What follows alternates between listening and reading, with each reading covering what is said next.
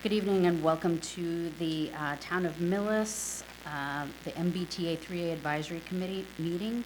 This is Thursday, April 20th. It is now 7:30. I'm Jody Garzon, the chair, and we are going to turn the meeting over to MAPC to update us on and recap the forum that we had here, when was that? February. All right, take it away, John.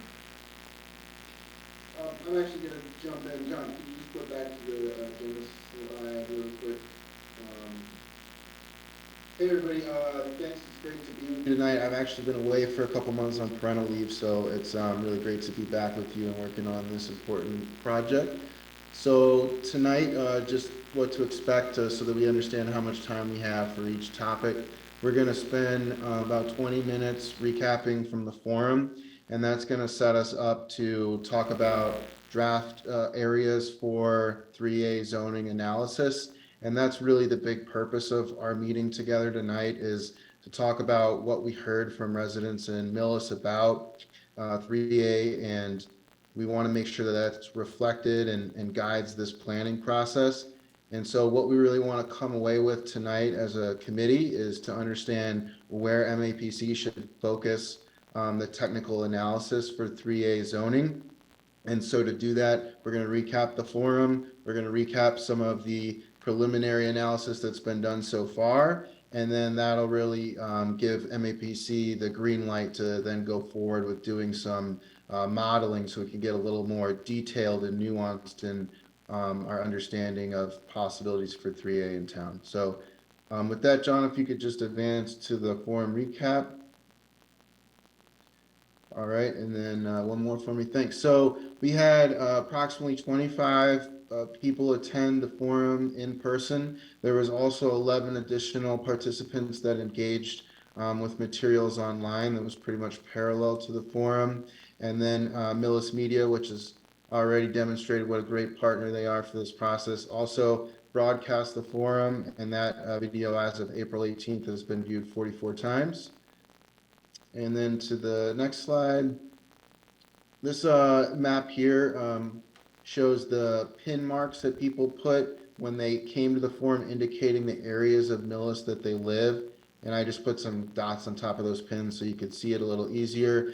But I think this really demonstrates that community members came from all over town. So it wasn't like we just had folks living in one area that really were coming and not folks from another. I think we had pretty good representation throughout town, which is a nice thing to see. Then the next slide. So just a little reminder of what our goals for the forum were and what we asked the community. We were asking the community what they want to see in terms of goals that the town of Millis has, and basically how does that align with the goals that the state has for this MBTA zoning policy. So we're trying to really bridge the goals of the state in creating this policy with the goals of the town. So this is a policy that can work for the town. That's what we wanted to gather input from residents on. We also wanted to ask residents what types of multifamily that they thought would make sense in town and they would support. And we also structured that engagement activity to get a little bit of a sense of the design that people seem to like. And then we also asked folks where they thought multifamily housing should be located. And so all this information is what we wanted to gather so that we can really make sure it's a community-driven process and reflect what people's ideas and thoughts are. So moving along, this is a summary of the input that we received on that first engagement board that was really asking folks what local goals they wanted to see 3A zoning support. So folks had choices to say whether they want to see this zoning support boosting small businesses, and you can see the total selections for that. Add housing choices, add housing affordability, protect open space, and create walkable areas. So those were the options, and I think you could see pretty clearly that add housing choices had the greatest amount of support, which is really great to see because 3A zoning will certainly add to the stock of different kinds of homes that people can have available to them by allowing multifamily and making it a little bit easier to realize those opportunities. And then we also saw a pretty good amount of support for boosting small businesses as well as increasing housing affordability, which are also great things to see that we really believe that 3A zoning can support. So moving forward, we also asked about the types of multifamily housing that folks thought made sense and would support. And I think this was very, very clear that people really supported mixed use. And so that's, I think, one of the major takeaways. I just want to remind the committee and anyone watching the meeting that 3A zoning can include mixed use in it. It can say that we can have commercial and mixed use in the same area, commercial on the ground floor and residential above, but it just cannot require that. So I just want folks to keep that in mind. So this was definitely a big takeaway that people would like to see 3A zoning with mixed use housing. And we also saw that there is some interest in smaller multifamily and townhomes. So I think the big thing to note there is that there seems to be more of a preference for smaller or mid-sized multifamily housing types. And really, there was not much appetite for some of the graphics that showed larger, more dense multifamily housing, which I don't think is too surprising based on what you've been sharing with us and what we understand about Millis as a small town. Moving forward, those that last board that we had, we basically created a map that reflected where our analysis led to different areas where potential 3A zoning would make sense. And we had folks put pin marks in that map. And I think there's very clear results showing that there's a lot of support for 3A zoning in the town center, north and south of Main Street, which is where you see a lot of those pins. 60% of the pins were placed in this general area. And this is also something that really aligns with our analysis when we looked at where housing opportunities were identified in the housing production plan, where the Urban Land Institute's analysis and work showed opportunities for housing, where existing zoning is pretty close to compliance with 3A. All of the analysis definitely focused in on this area. And so I think it was really interesting to see that also public input really showed a lot of support there. There wasn't really strong interest in multifamily housing 3A zoning in other areas where we thought we should be looking at in our analysis. But I wouldn't say it was necessarily opposed. There just wasn't, such a strong showing of selections in other areas. But we'll talk more about that as we go on. So a couple other points of note from the input that we got from folks at the forum. Those boards that were asking about different types of multifamily housing also had pictures that really give us a sense of different types of design that people seem to be more attracted to. And I think it was pretty clear that folks had more of a preference for that traditional New England small town design as opposed to some of those other examples that are really more modern looking designs.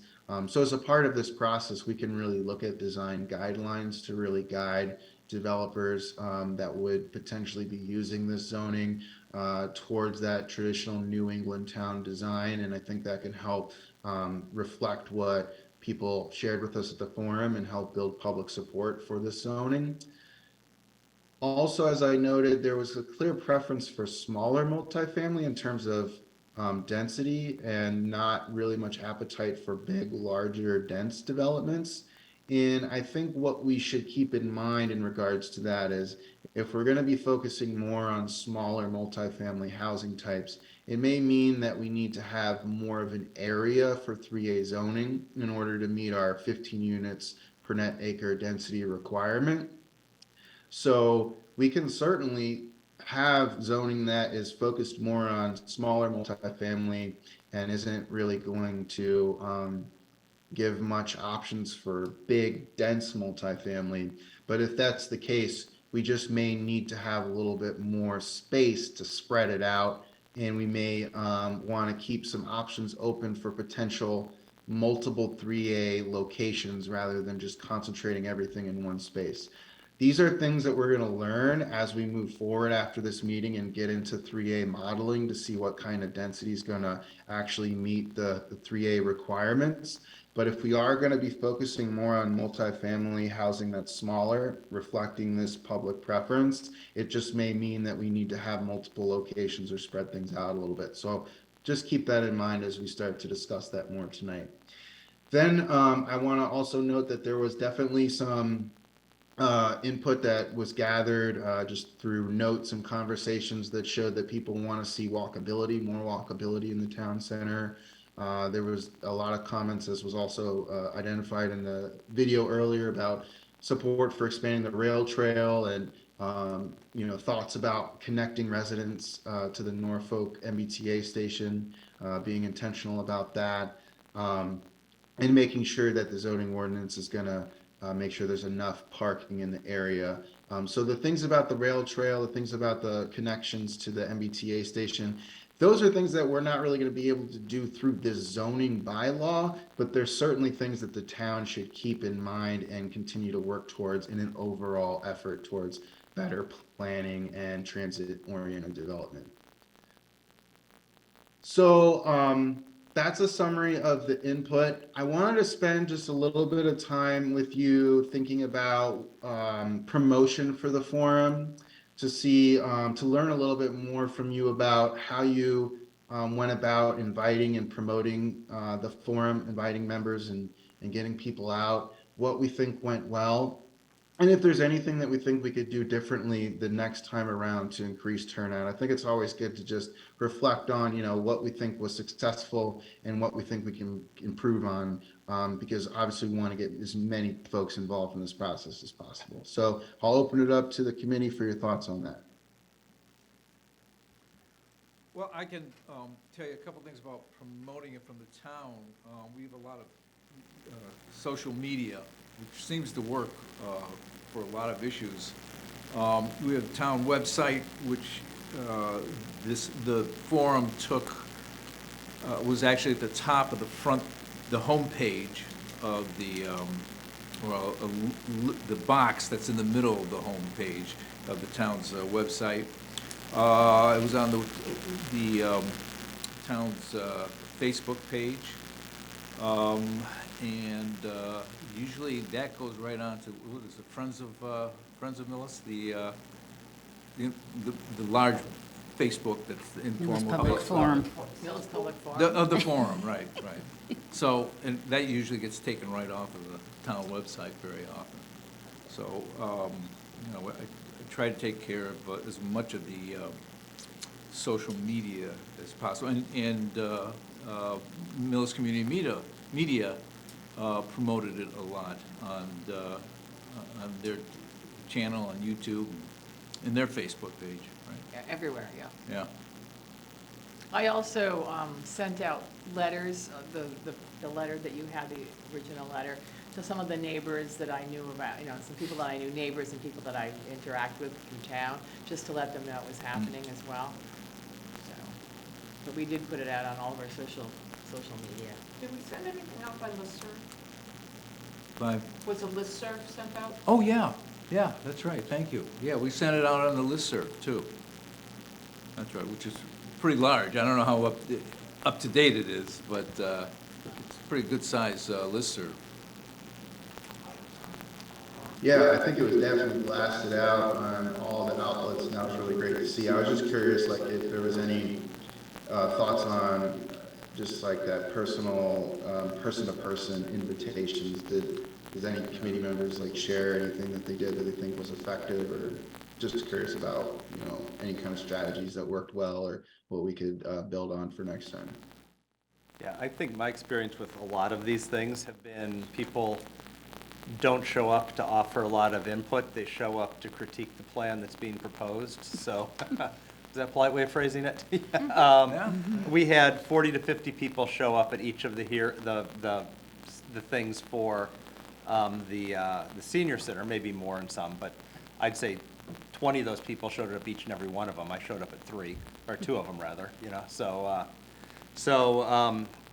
I think when there's a definite plan that's been put out that can be critiqued and discussed, I think we're gonna have a much, much larger turnout than when we're asking for people to provide information on that plan. I'm not saying that's a good thing, but I think that's the reality of what will happen. Yeah, definitely a challenge that we often encounter. My comment would be that, I mean, I'm not on social media, so none of that, like, nothing hits me that way. For me to find out about things that are going on, it's usually I see something in the library or something in Roach Brothers. They both have community boards. I would think having some kind of like printed flyer for anything coming up would be good, but Maybe even some local signage, you know, some reminders, you know, posted throughout the town. I mean, it seems to work for other things. I mean, if there's an election or something like that, then there are some reminders that you could strategically put, you know, down 109 or maybe close to the location that the meeting's gonna, where the meeting's gonna be located. Just, you know, because everybody's so busy that I think they, you know, some have the intentions of going, but then get shoved to the bottom of the list and forget about it. Yeah. Well, I think we're definitely doing a lot to promote it, so just wanted to reflect on what we think was effective and just build on that for next time. So we'll definitely continue to engage folks throughout the process, and you know that video from Millis Media is going to be really helpful in catching anybody up who may not have been there, or giving somebody a quick reminder about things if they didn't attend that meeting, but they're going to attend a future one. So really great to have that resource also. I like Follow- Jeffrey's idea about the signs. I wish we had at least an electric sign in front of, we used to have a sign in front of the town hall that announced upcoming programs that the Lions had, and they were gonna take that, they took that down, they were gonna put up an electric sign, which you see in a lot of towns now. So I Well, wish you we had also something have like those that. signboards the town clerk does put out for, like you said, for elections and for Yeah, town meeting. Those can go yeah. around town And as well. DPW does have a sign out, an electric sign out in front now, too, that we could use. Although, I'm sure some people didn't show up because it was school vacation, not to mention a lousy night. But it was during school vacation. I think next time we want to be a little bit more cognizant about when people are going to be in town.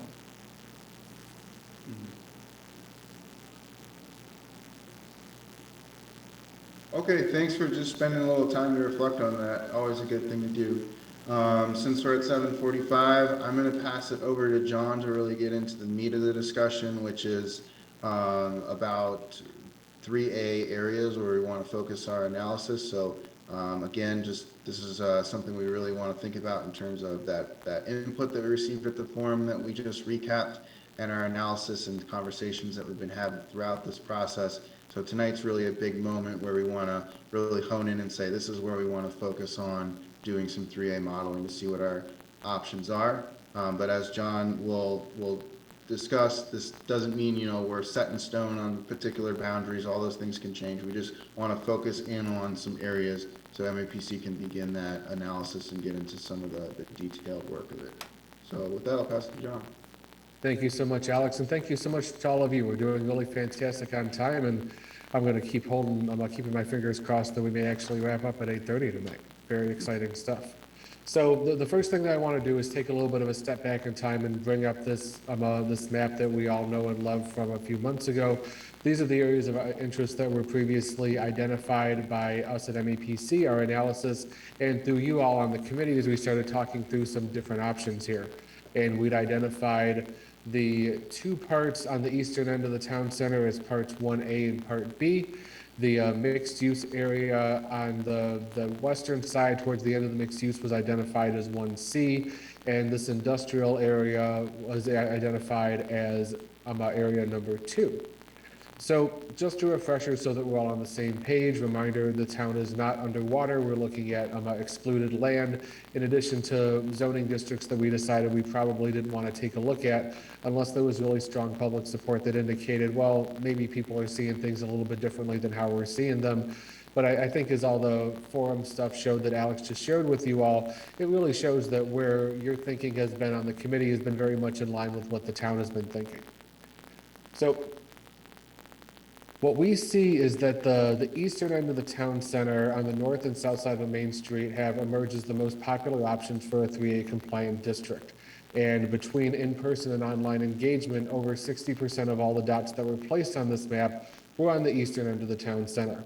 I'd like to take this time to remind the committee as well as all the people at home that 60% of all dots does not mean 60% of all participants, as people could place as many dots as they felt comfortable.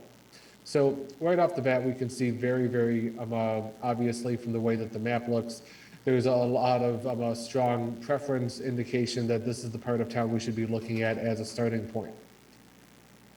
With that in mind, I'm going to zoom in a little bit more out of the conceptual and into the reality here of how things actually look with a satellite map. And these are the two circles that are representing the concentrated areas with strong interest for MBTA zoning. These are the ones that were identified on the previous map as areas 1B and 1A. And there's also a lot of other previous planning efforts that showed that this makes sense. The GAF site and the CLECO site, these are identified on the north side here in the housing production plan, in the ULI technical assistance program study, and a handful of other documents that we found and just kind of doing our background research and seeing, well, what have people already said about this? So when we take a look at it, we got kind of two overlapping areas, the north side and the south side of Main Street. And of course, this big old well right here that's noted with this big dark circle. And it's also an area where there's existing multifamily between the apartment complex and the condominium complexes that are down here as well. So for everybody's point of reference, looking just at this area, if we exclude the little shopping center with Roach Brothers, we took a look at this, we ran some initial numbers just to kind of give you guys an idea about some just more concrete context for what this could look like. And we think that there's probably close to 70 acres of developable land around here. And of course, we would need to do things like run our models, play with all the different inputs to see all the different things that the model takes to understand what the density could, should look like. However, the point that I'm really trying to get across here is that I think that we could theoretically put together a 3A district using just these two areas.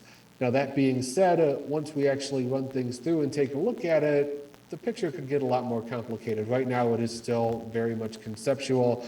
We aren't deciding what parcels are for sure in and out or anything like that. A lot of that's going to get dictated by conversation in addition to the process itself. So if we come back and take a look at this and say, you know what, it looked pretty good at first, but once we actually started running the numbers, it got a little bit trickier. We may want to start looking at other places. With that in mind, looking at the zoning for where we're looking, these two circles, we're looking at the RVC district, which is the residential village center. That's mostly just the old CLECO site, the commercial village 2, which is the GAF site. And then we have commercial village 1, looking only at the eastern part of the southern circle, and then a little bit of this residential village zoning district as well, which is what we see closer to the town center. And as we talked about before, the density gets bigger as we go further out away from the town center. We can see the lot sizes, with a few exceptions, generally get bigger, things like that. But this is what we would be looking at as we start looking at what our base zoning would be that we would be building off of. Like I said, we know that this may not necessarily be the only place that works out. There could be some other options that we're going to want to talk about, and we certainly want to do that tonight.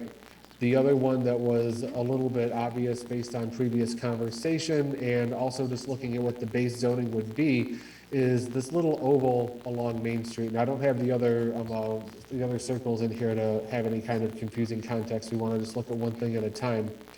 However, we can see over on the right side where the words town center start, there's also that big oval around the well. and then over to the west down Main Street over here, these are the industrial areas.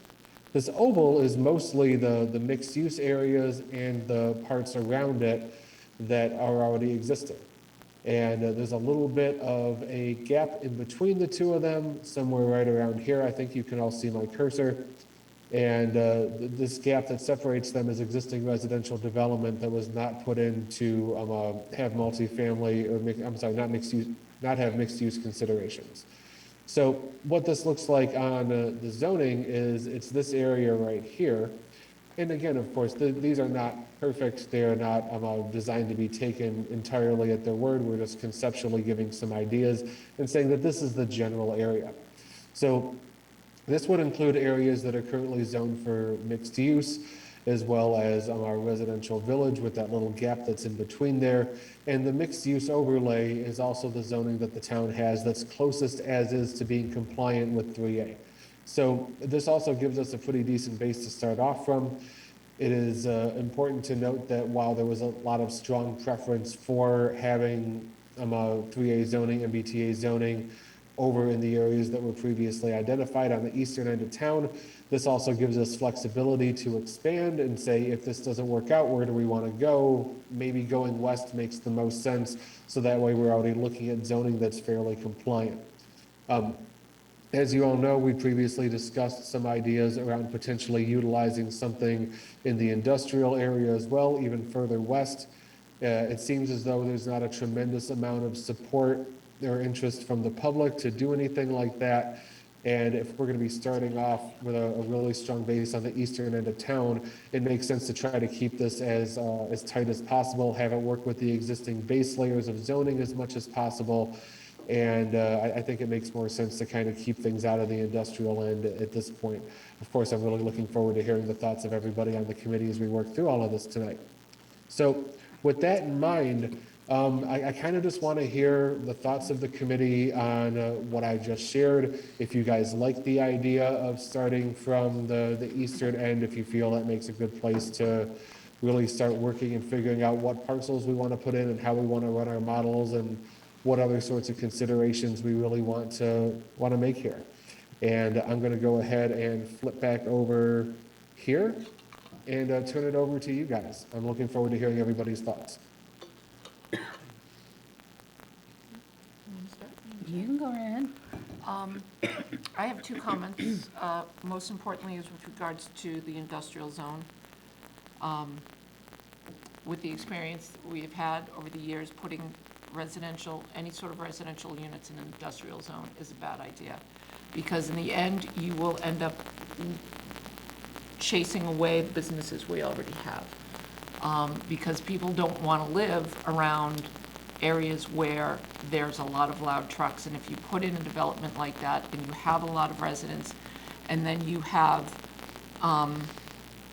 we have businesses down there that may have vehicles coming in that are not what we consider, residential hours. They're gonna have a lot of complaints, and then we're gonna lose at risk of losing the few businesses that we have, and that's where we need commercial and industrial tax revenue. We don't have enough in this town, so I don't think we wanna risk anything that would cause us to lose what we have. My second comment would be with regards to the Ann and Hope Clico property.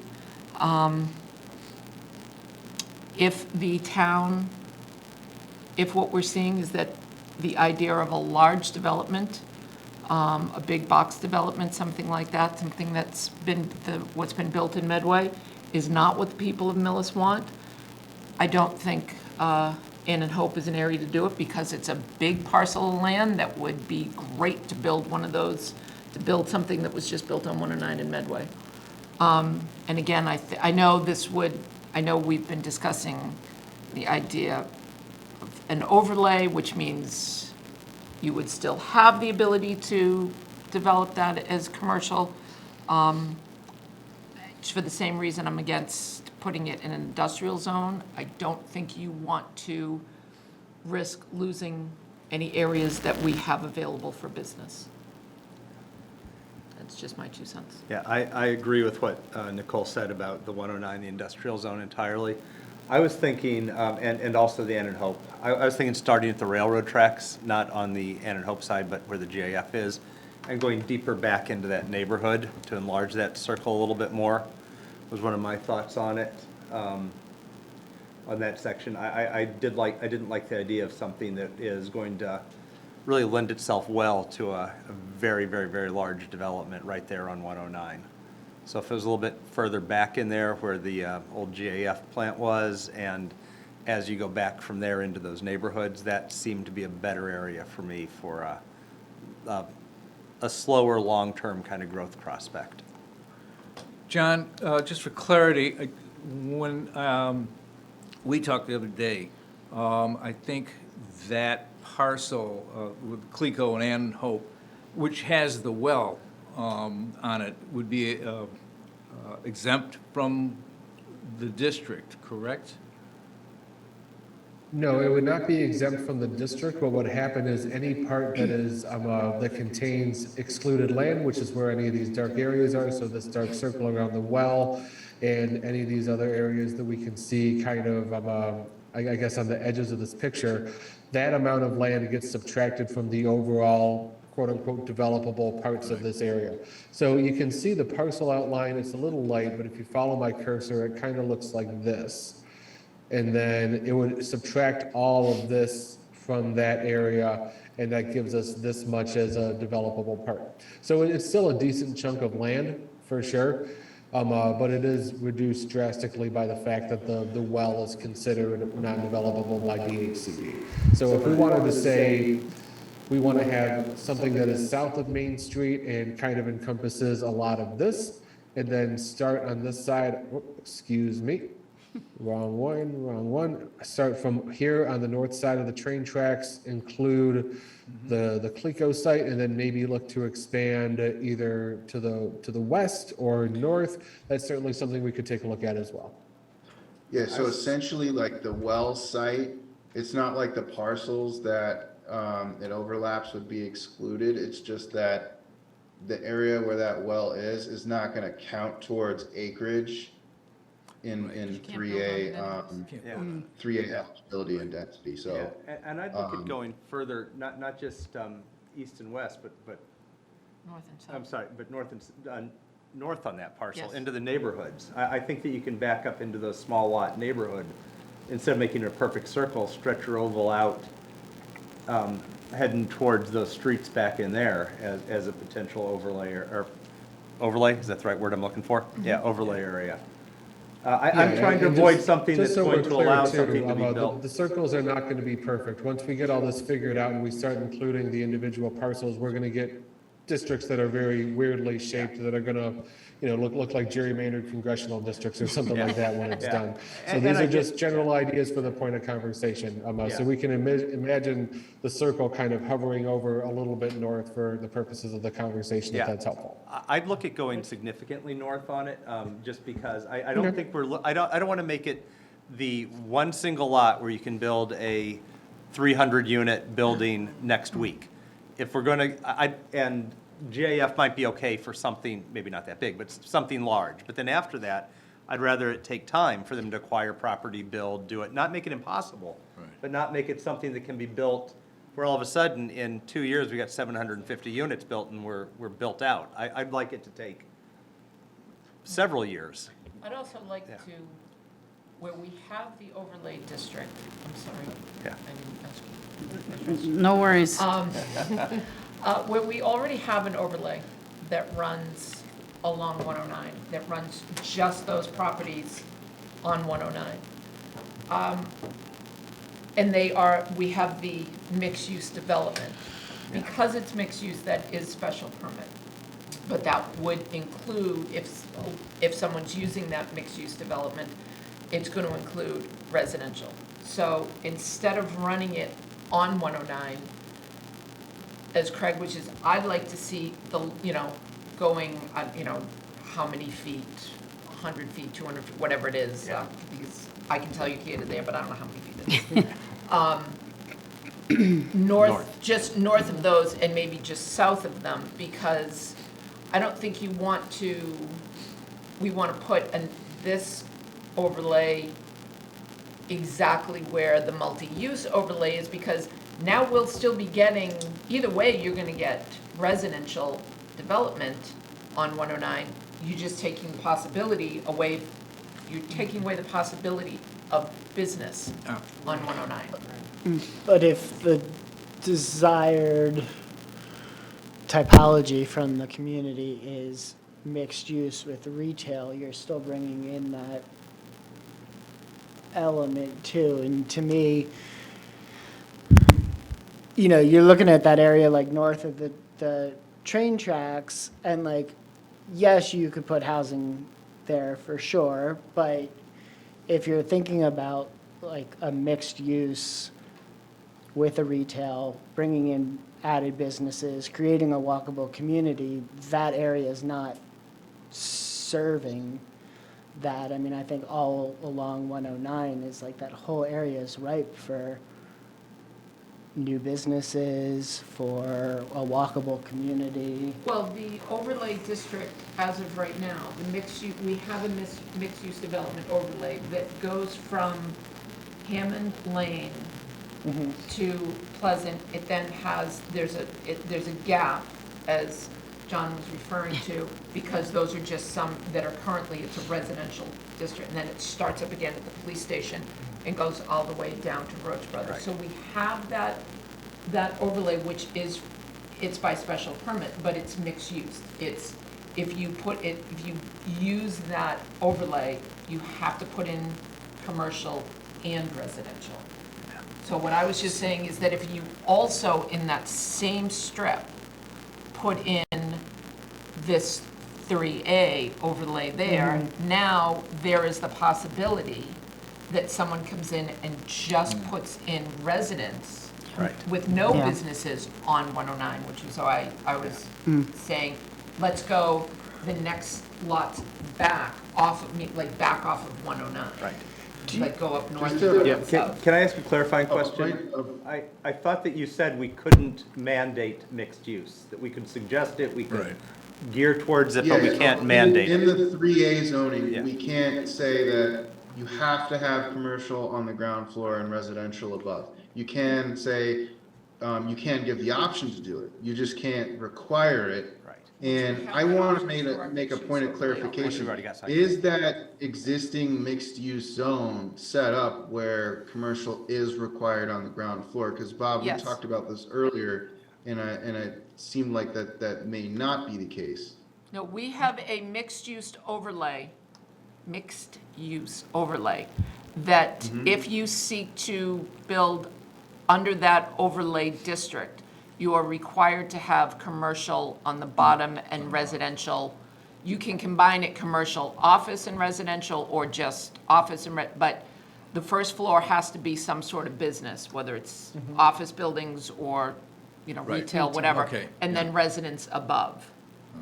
Okay, that's very important to know. So that's different Yeah, we don't than wanna- 3A. we don't wanna- 3A could not do that. 3A could allow it, but it could not require it the way that it's currently set up. So I That think that's, district only goes, it goes down 109, but it's only on those lots that abut 109. It does not go further Right. north and Yeah. south, or I guess I should do it Yeah. this way, north and south of 109, because those are residential areas. So Right. we did not, so, I mean, at some point in time, the overlay district could be expanded, but currently. So it I'd isn't. like what Nicole's saying though with that, because if we go north and south of that district, then it does accomplish keeping the commercial overlay, which would be stimulated by that additional housing that's just north and south of And that. you're building residential that abuts that commercial, that mixed Yeah. use, so it does bring more, Right, you probably would have more walking. right. Right. So this might sound like a stupid question, but the 3A zoning, like, that mixed-use zone that's already commercial and the residential, we can't apply, like, that area is already zoned, that can't become part of our land, Well, that it is could. applied It by could, the so, zoning. so, But he's saying that then, because if you do Right, that, then you the lose, ability. that would supersede the mixed-use it overlay. doesn't supersede it, so 109, you have the buildings that are, the lots that all abut 109, those are, for the most part, they're commercial lots. They're commercially zoned. There are a few between Pleasant Street and the police station, those few houses in Yep. there. Right. Those are actually residential zones. It's really a bizarre, I wish, if I had a laptop, I'd pull it up and show you. But it's very strangely Yeah. how you just have this little pocket. Everything else from Hammond to, down to the lights at Roach Brothers is all commercial. The mixed-use development, it's called an overlay because it's like we're taking this zoning option and we just then designated this section, this section, this section, and this section. And we said, okay, we're going to literally lay it on top of that. We're not going to change the underlying zoning. So these lots are all still zoned Commercial. commercial. But a property owner has the ability to also use the mixed-use program without losing their underlying. Right, and if And we so zone you it for could- 3A, we lose all of that and it gets Well, you rezoned wouldn't- for the multifamily by No, right. you could do a 3A, you could have multiple overlays on the same piece of property. So you could take all of those lots that currently have a mixed-use overlay, and you could also give them a 3A overlay, which would mean all of those commercial lots, you're giving them the opportunity to build mixed use, and you're giving them the opportunity to build just multifamily. Right. All, what Craig and I were saying is, You don't by wanna lose the giving commercial. those the option, Right. you're risking You lose the losing commercial, which you want. So if one of the Yeah. focuses is walkability, if these first lots that abut, if you do then the next properties that back up to the mixed-use development, and you put then a new overlay here and here, it would still, Feed that it would commercial, feed it into would that still feed the mixed-use and commercial. commercial area without risking not jeopardizing, but we're risking losing what little commercial property we have. Right. You know, Right. like, God forbid, knock on wood, a property that is currently burns down, and they say, all right, well, I don't want to deal with tenants. I'm just going to build townhouses under the 3A. Now we've lost, Right.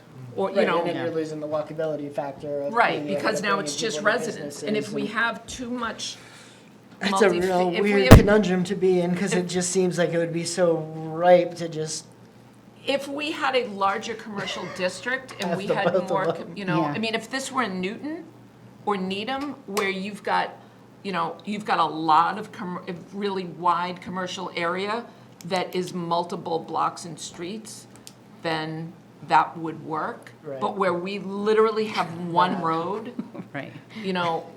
I think we have to be a little more creative. yeah, makes sense. Do you want to say something? I think the issue on the well, that's not potable water. It's not tied into the town system. It's a private well. They've had problems with it. The only thing the water is used for now is the swimming pools. And I think if you check the state code, I forget the section, you can easily fill that in. So I think for the purpose of what we're doing, we could almost disregard that well, other than to have a sub-note someplace to say, should that be developed, the well would have to be capped under the state regulation. Another item, as Mr. Schultz brought up, to expand it north of 109, if you go up by the intersection of Curve and Exchange Street, is the Church of Christ. That's a 4-acre parcel. Being a member of that church, it'll probably be out of business within the next couple of years. So there's a large parcel that's available. But it piggybacks into what Mr. Schultz said, to expand it out to the north, and particularly that neighborhood that he's talking about. Yeah. I know it well, I live there, and it's the oldest neighborhood in town. It's where the trash barrels set out on the side of the road, 365 days out of the year. People park on the sidewalks. It's third degree housing, and it's time to turn it over. I won't be around for it, so I'm not worried. But, Just if, looking at you my know, map. if we're gonna, anything we do into a neighborhood, we're gonna change that neighborhood. Well, it's time to change the neighborhood. Yeah. And we've had some development along Exchange Street, so, you know, it's not without precedent. And my thought on the well is if that can be capped and filled in, I think that's especially important in that we don't zone that section, because it just then becomes a very ripe section for development too quickly right on 109. And I think it's the wrong look for 109. I think it's, and as Nicole keeps pointing out, it's the wrong use. I mean, I'd love to see the mixed use extended there. I'd love to see Yeah. commercial on the basement, the first floor, and residential above it at some level, but not exclusively just a massive housing block put in there. In that, Yeah. that particular, the old Clicko Club, Yeah. as it used to be, studies we've done in there, the town has paid for, and I was a recipient of some of that money. Appreciate it, Board of Selectmen. Oh, thank you.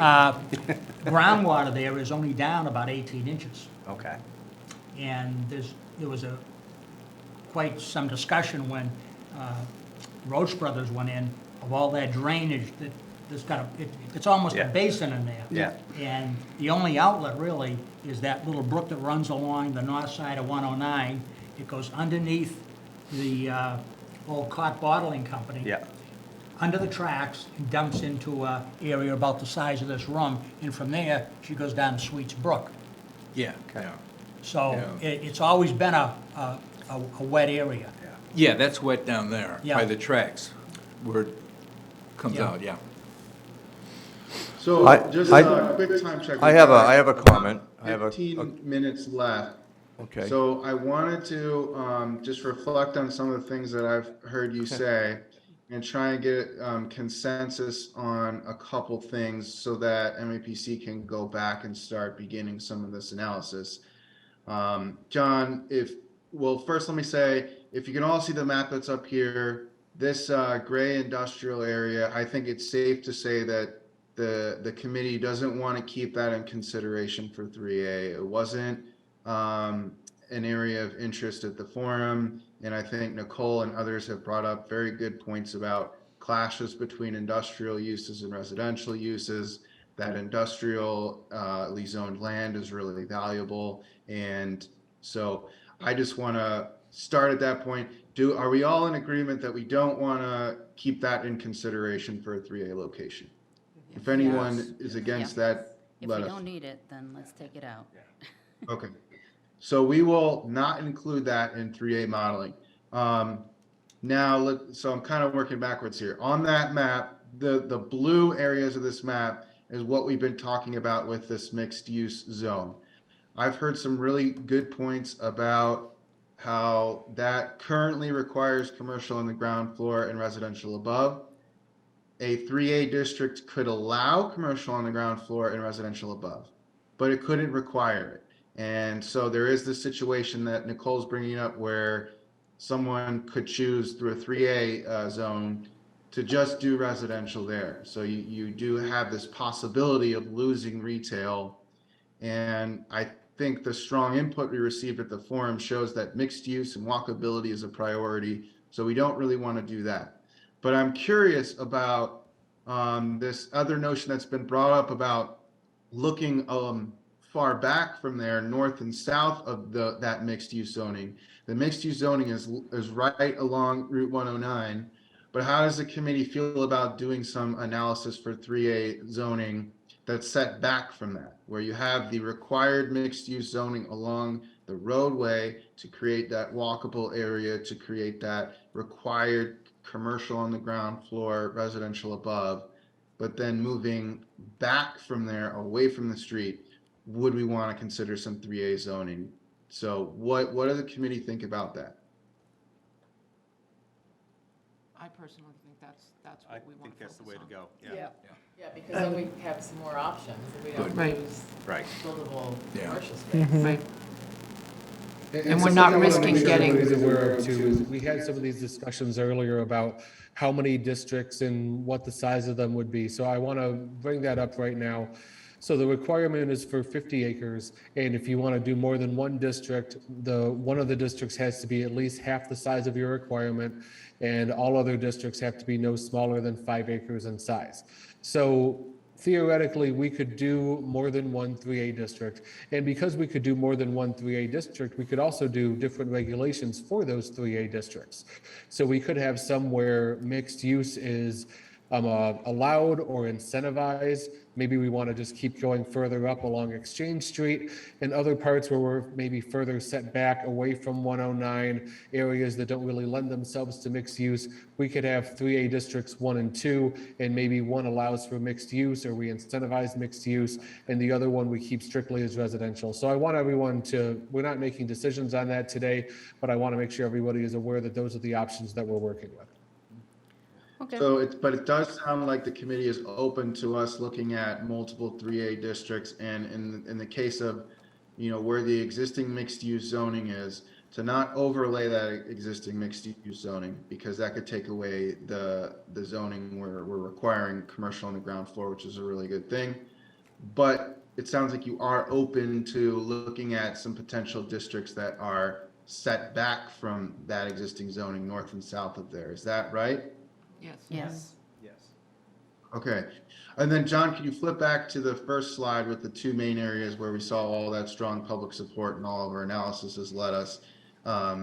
This is the most obvious area due to analysis, opportunity, and public support. But I've heard concerns about larger parcels potentially being open to a bigger development. So it sounds like we like this focus, but we want to make sure that requirements that we're setting in here aren't going to allow for a big box development. So we need to think about that in terms of density. And it also sounded like folks are open to moving a little bit north and south of these circles to expand the size of the potential 3A zoning districts. So do we have that correct? I think so. I think the key Yes. point was the parcel where the well is, which we know we can cap, is the old Ann and Hope. And I think that's the one that I personally am least likely to want to develop. I agree So I with think that. if that parcel was excluded and these things were stretched a little bit, you're on the right track. Okay. I have a question Yeah, about that that. sounds. Yeah. that Can I sounds ask a doable. question Go ahead. about that? I understand the concern for the larger parcels because I think something, going by the focus group, we kind of got an indication of what people wanted. They wanted townhouses, they wanted small, not large. But can a larger parcel be regulated through design, height restrictions, phasing, and that sort of stuff? Because if you go down Route 27 in Medfield, towards Walpole on the left, Ralph Costello did a wonderful condo development in there. Those townhouses, the way they're laid out, it has a little town square in it. You can't see the garages from the street, but when you drive around the back, they're there. So I would have the same concerns with something being, too big and too overpowering. But it is in the center of town. It does help the businesses and walkability aspect. And like Alex said, if you're gonna go smaller, then, we may need a little more space. And that would provide that space if we could control what went on it and avoid something that was just too large.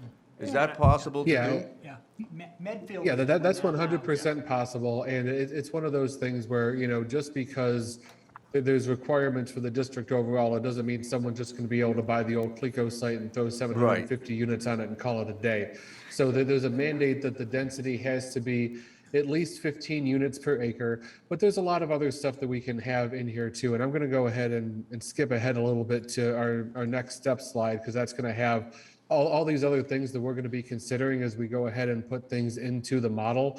And these are going to be things like the number of parking spaces per unit, how much open space is going to be required in the overlay district, minimum lot sizes, the setbacks, the floor area ratio, building type, building height, different considerations for corner lots and lot area per unit. unit density, all these different things. So there's a lot of different stuff that we could regulate. And there's a lot of things that happen behind the scenes with town staff and developers when somebody comes with a development proposal. And there's a lot of give and take and back and forth around what's going to happen and what amenities are going to get included and what sorts of things do the boards want to see and stuff like that. So even though there's a lot of room to allow developers to have a lot more that they can do that they can't do right now, there's still a lot of control that the town's going to have. Yeah. So we could, for instance, look at something like this, mandate this to be the 15 units per acre, cap the height on it, and really lend the restrictions to a way that it's going to limit the types of development that can be done there. So I want to make sure that everyone is clear on that, and hopefully that answers your question. Yeah, it does, Yeah. thank you. Yeah. Yeah. And I had And less so trouble then- with the GAF factory location than the old, Yeah. than right on 109. Yeah.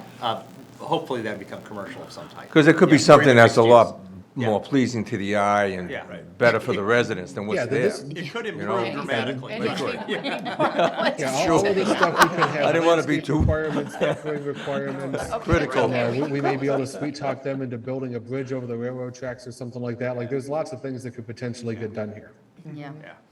So I'm open to it with, I guess I wasn't aware of the amount of restrictions we can put Yeah. on it, but I'd like to hear what those are. But it's gonna take a little bit of explanation and convincing.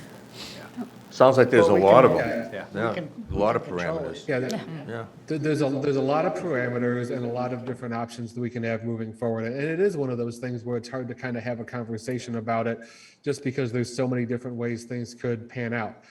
15 units an acre looks a lot different if you're only working with a certain size and something like that, and if you don't have any height restrictions. So we think that there's going to be a lot that we're going to be able to do that matches the input that we saw from the forum for what people want to see, and all the great conversations that we've had together that show exactly what all of your concerns are to make sure that the town character is enhanced by this zoning and not threatened by it. So Yep, Millis and so like currently has- now, we're really gonna be working into more of the details and modeling. And so it's just to recap, you don't wanna be looking at the industrial area for the modeling. We don't wanna look at the area that's existing mixed use, but the areas that are set north and south of there, we wanna be looking at to see what opportunities may be there so we'll keep those into consideration. And then for the areas here on this map, you want to be careful about the density requirements and other requirements there to make sure we don't get a big box development, but that we also are open to maybe potentially expanding a little bit out from here to give us a little bit more room. So if we all are in agreement with all of that, John, if you could go to the next step slide. From here, MAPC will begin getting into the nitty gritty of this. And so when we're doing modeling and making zoning recommendations, that's when we're going to start to get a bigger picture, a better idea of where the area is going to be and what specific parcels would make sense in it and not make sense in it, and what different kind of requirements are in there. So a lot of that's very technical work. And so we're going to be coordinating directly with Bob on that. And so that will position us for when we meet as a committee next time, that we can really show you what we learned from going through the modeling and start to have some conversations about different decision points on the specifics and the details. So this is a lot of technical work. And so for that reason, we are suggesting to meet again as a committee in July to give us and Bob the time to really go through all of that process and bring that information to you so we can start to look at decisions on some of the details. Okay. Okay.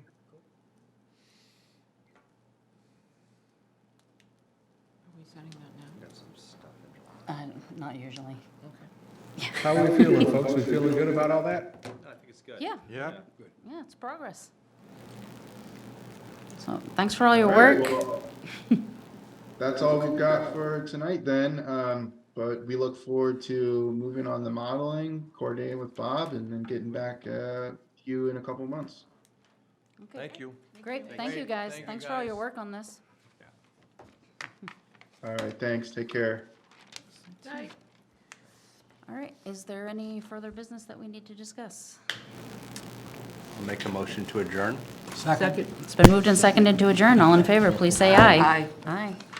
I gave the pause to We see are if anybody adjourned. had anything else to add. All right. Thank you so much, everyone. Take care.